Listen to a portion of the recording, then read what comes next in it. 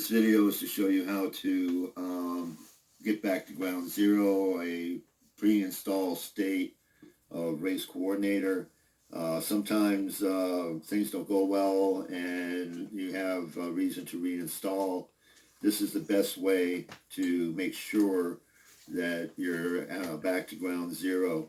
With our system, it comes with a setup CD, a plug-and-play setup CD. That's programmed based on your purchase. So if you buy a base system, the CD is programmed for that. If you buy a base system with add-on features and other accessories, the CD is programmed to set those up in a plug-and-play fashion for you in Race Coordinator. However, sometimes things happen. People do an update to Race Coordinator. It doesn't go well for some reason. And then they try to reinstall the update, or try to, even worse, try to install an older version of Race Coordinator over an update that was done. This can really cause some problems within the database folder.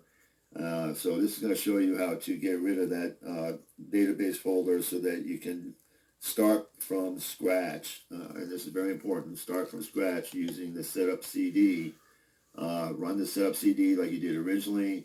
Make sure everything's working correctly. After everything's working correctly, then proceed to install any kind of update version of Race Coordinator or any version that we include on the CD. Example for the multifunction tower. You would set up the CD first, and then once everything's working correctly, you would install the software update on the CD for the multi-function tower process. But if something goes wrong, this is how to get back to ground zero, so they can do a reinstall from the CD and get you back up and running. So what you have to do is open up your file manager, and after opening up your file manager, you want to change a couple settings. You're going to see some tabs at the top. We want you to click on the one that's called View. And after you click on View, you're going to see more options come up. And what you have to do is make sure that there's a check mark next to hidden files or hidden items. You might have a check mark next to file name extensions. That's a good thing to have. So if it's not checked, go ahead and check it if you like. But the main thing is to check the hidden items folder. Now, once you do that, you double click on your C drive. And when you double click on the C drive, you're going to see a bunch of folders, and basically program folders and other type folders that relate to your Windows directory. But what you're looking for is the one that's called program data. Now, if you don't have this checked, your program data, you cannot see the hidden folder. So you have to check this, hidden items, to see the hidden folder.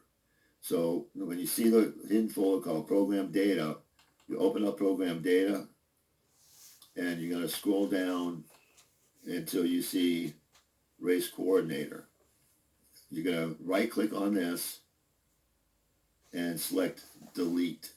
Now, we're not going to delete ours because I don't want to get rid of my configuration that I have for my version of Race Coordinator and the accessories I have installed.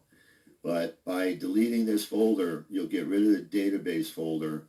And once that folder is gone, you can do a fresh install of Race Coordinator from our CD.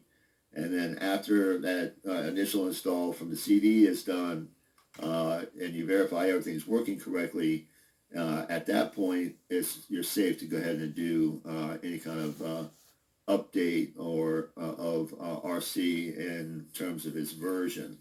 For example, our multifunction tower, you would set up from the CD. After everything's working, you go into the CD, open up the file, the folder that has the multifunction setup program, and then you would run that to update your version of Race Coordinator.